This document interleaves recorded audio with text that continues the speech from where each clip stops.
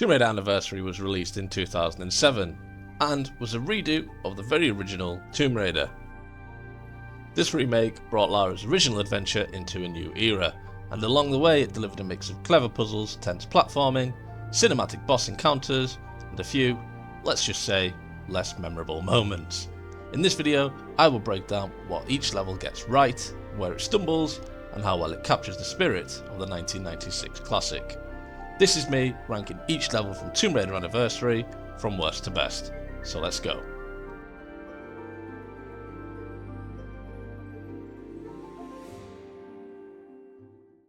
In at number 14 we have Tomb of Tihocan. Now this one was a tough call, mainly because Anniversary actually merged two classic levels, the Cistern and the original Tomb of Tihocan, into a single condensed experience. What used to be roughly an hour of exploration was trimmed down to about half of that, with many memorable sections, especially the side rooms and Cistern, completely removed. The build-up now leads straight into the confrontation with the Centaurs and Pierre at the temple, a fight that really didn't need the added critical hit quick-time moments to feel impactful, I think. The original handled the encounter perfectly, so why change what already worked? It's still a solid level, but losing so much of Tihocan's content to me was genuinely disappointing. In at number 13 we have City of Vilcabamba. Now with this level I actually appreciate what Anniversary did in terms of expanding the central area and giving the side rooms a bit more bite, which made the level feel more substantial without straying too far from the original layout. The main chamber, being reworked into a box and pillar platforming puzzle, added some extra time to the experience, though it didn't really demand much heavy thinking. Still, it helped break up the combat and kept the pacing smooth. It's not a level that sticks with you long after the credits roll, but it's one of those early game stages that does its job well. Solid atmosphere, straightforward progression, and just enough challenge to keep things interesting. Overall, a decent and well-rounded entry, even if it isn't the most iconic stop in Lara's journey. Next on the list we have the very first level, Caves.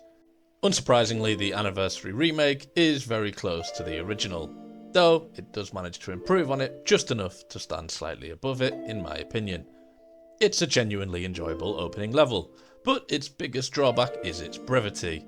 For an introduction that's supposed to set the mood for Lara's entire adventure, the quick pacing can make the experience feel a bit too fleeting, almost as if you've barely settled in before it's already over.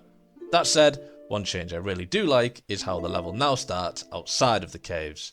Beginning in the snowy Peruvian wilderness gives the remake a cinematic edge right from the start, adding atmosphere and a stronger sense of scale before you drop into the tighter, more isolated cave systems. That little moment of breathing room helps establish the tone far better than the original in my opinion. All in all, it's a solid and visually striking introduction with some nice touches, but the short runtime keeps it from reaching its full potential as the opening chapter of Lara's journey. In at number 11 we have Tomb of Qualopec. Now, I've always felt that Anniversary handled this level surprisingly well. The developers expanded the central chamber in a way that made it feel more imposing and ancient, giving the level a stronger sense of place than it had in the original. The side rooms received a noticeable bump in challenge too, not overly difficult, but enough to make you slow down and actually engage with the traps and platforming instead of just breezing through them. The reworked main room, now also functioning as a pillar and puzzle box puzzle, much like that of Vilcabamba, definitely adds a bit of extra time to the level. It's still not the most iconic level in Anniversary, and it probably won't be the one that players recall first when thinking back on the game, but it's a consistently solid experience from start to finish, I think. The pacing is smooth, the environment feels grand without being overwhelming, and the build up to retrieving the first Scion piece is handled with a nice balance of tension and spectacle. Overall, a well-crafted mid-game level that does exactly what it needs to, and does it well. In at number 10 we have Natla's Mines. Now I must admit I enjoyed Anniversary's version much more than I did the original. Although, I'm just going to go ahead and say it, I'm truly disappointed that they removed the Skater Boy, the most pivotal and iconic character throughout Tomb Raider 1, from the Anniversary game. But in all seriousness, this remake was greatly made. The whole level felt more industrious, isolated, and metal than that of the original. Although the gameplay of the level felt overall shorter than that of the original Natla's Mines, it did serve very well for telling that story and narrative that you are heading into somewhere isolated and unknown. This level truly sets you up for the horrors that are yet to come and the future challenges Lara was about to face. In at number 9 we have Final Conflict. This level I think is really well designed overall. Honestly, a big step up from the original in terms of atmosphere, pacing and layout. But the boss fight really drags it down for me. The giant mutant is basically a brick wall unless you land those critical shots. And when you don't, it just turns into a tedious bullet sponge that breaks momentum the level had built up. Natla's fight, in my opinion, also isn't much better. It feels like it's trying to be epic, but ends up feeling clunky instead. What's strange is that, compared to the original, this finale comes across almost rushed.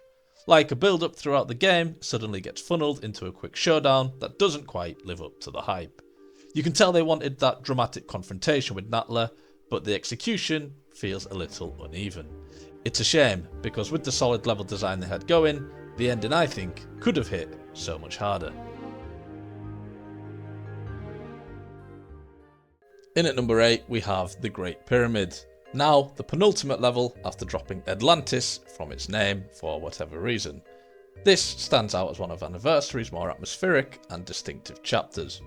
From the moment you enter, the environment does an excellent job of selling the idea that you're deep inside a corrupted, mutant-ridden pyramid structure.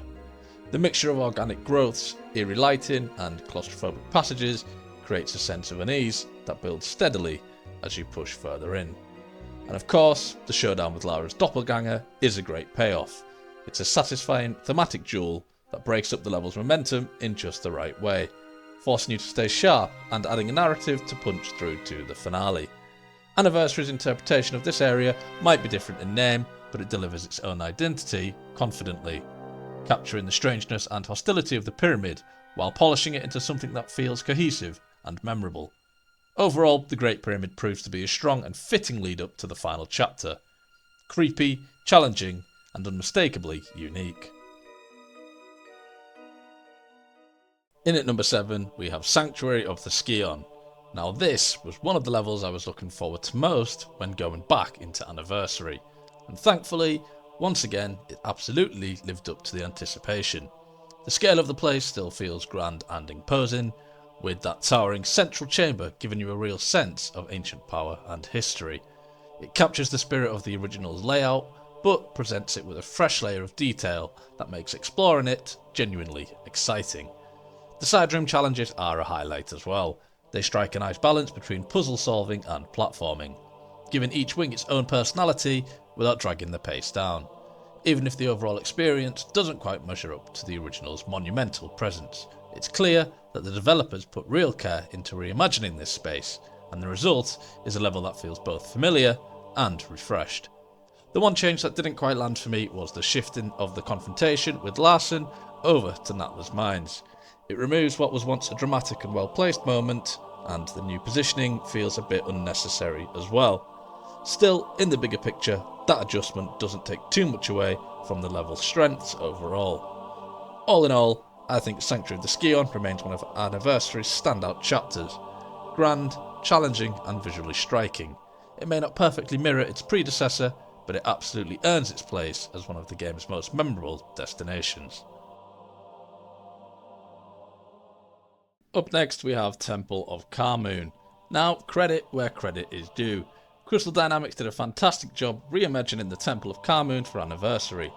The redesign of the main hall alone is impressive, capturing that unmistakable Egyptian atmosphere with rich detail woven into every corner. The stone carvings, the warm lighting, the sense of ancient grandeur, it all comes together to make the space feel alive and historically grounded in a way that really elevates the experience. Even with the slightly excessive number of wall climbs sprinkled throughout, the level's presentation is strong enough that it never really becomes a distraction. In fact, the traversal often works in the level's favour, giving you time to absorb the environment and appreciate just how thoughtfully it's been built. What I especially enjoyed was how confidently Anniversary deviates from the original layout. It keeps the spirit and aesthetic intact, but it doesn't shy away from introducing new mechanics, routes, and a fresh sense of discovery. That willingness to reinterpret rather than simply recreate is what makes this version of Khamoon stand out. Overall, it's a beautifully crafted level, rich, atmospheric, and distinct in its own right. A strong example of how a remake can honour the source material while still offering something new and engaging. In at number 5, we have Lost Valley. Now, if anything represents what a great remake should be, this is it. Crystal Dynamics really went all in here, giving the level a full makeover while still preserving the heart of what made it so memorable in the first place. The iconic waterfall, already impressive in its original form, is transformed into a genuinely epic, sight-towering, powerful, and instantly setting the tone for the entire area. And of course, the T-Rex encounter is one of the biggest upgrades. Instead of a simple shoot and dodge moment, Anniversary delivers a full-fledged boss fight that actually feels appropriate for the sheer scale of the creature. A beast that size should feel like a threat, and Crystal Dynamics absolutely nails that sense of spectacle without losing the charm of the original surprise encounter. The valley itself is gorgeous too. The bright sky and open landscape make it unmistakably a valley this time, rather than a cavern dressed up with foliage. That shift alone gives the space an entirely new atmosphere, one that feels alive, natural and adventurous in a way that really enhances the level's pacing. Overall, Crystal Dynamics did a fantastic job here. Lost Valley is a shining example of how to reimagine a classic environment with respect, creativity, and a clear understanding of why fans adored it in the first place. In at number 4, we have Midas' Palace. Now, this level in Anniversary definitely takes a different visual and structural approach from its predecessor. It's clear that a fair number of the rooms and pathways didn't make the cut this time round. Whether that was because they felt like it wasn't necessary or simply wanted a more streamlined layout is anyone's guess. That said, this level still manages to capture the core experience beautifully. Track down 3 lead bars, survive whatever the palace throws at you, and turn them into gold in that iconic Midas moment. The setup is simple on paper, and Anniversary does a great job of building and engaging encounters around it. The themed rooms are easily the strongest part of the level, I think.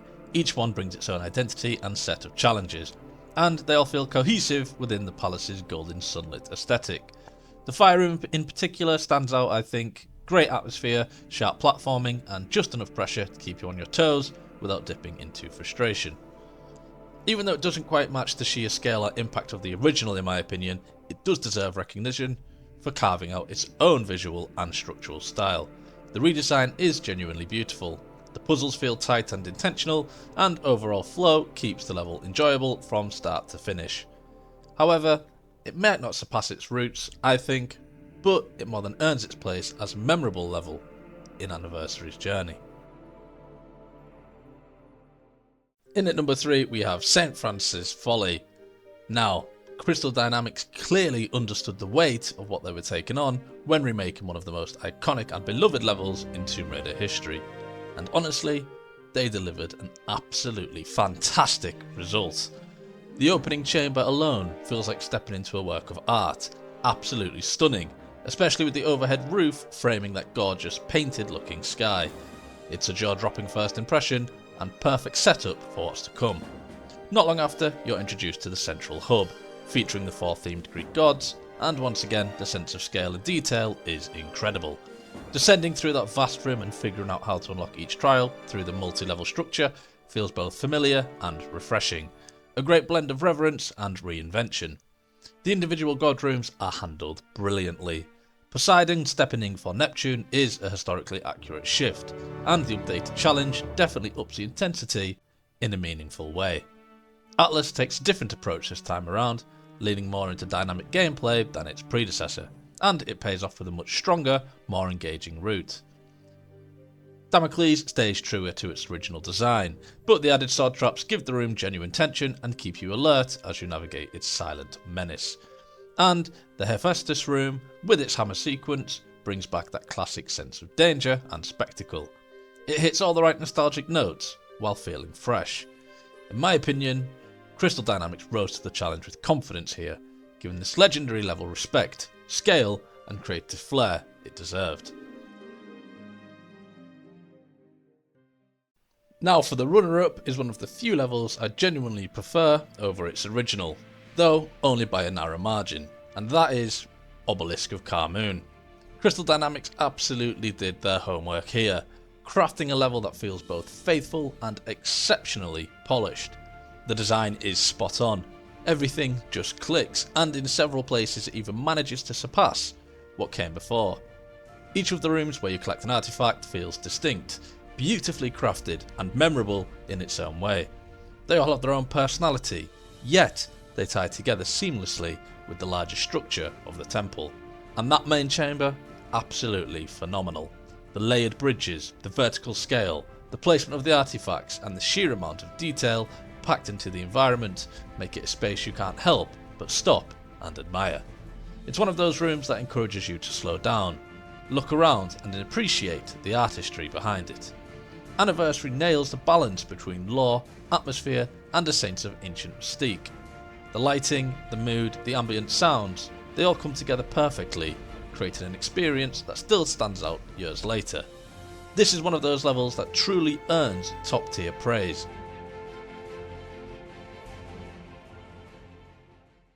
In at the very top, the Coliseum stands firmly as my #1 favourite level in Tomb Raider Anniversary, and honestly, it earns that spot with ease.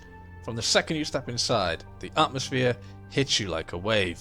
The towering arches, the fractured stonework, and the beams of sunlight cutting through the open ceiling, all combined to create a setting that feels grand, ancient, and absolutely alive. What really seals it for me is the traversal. The entire arena becomes this massive, interconnected vertical playground, with platforms, ledges, and climbable paths cleverly woven into the architecture. Every route feels intentional, and every jump feels satisfying, and the sense of scale as you make your way around the perimeter is absolutely incredible. It's one of those levels where you actually enjoy pausing for a moment just to look around and appreciate how everything fits together. The side areas branching off from the main area add even more personality.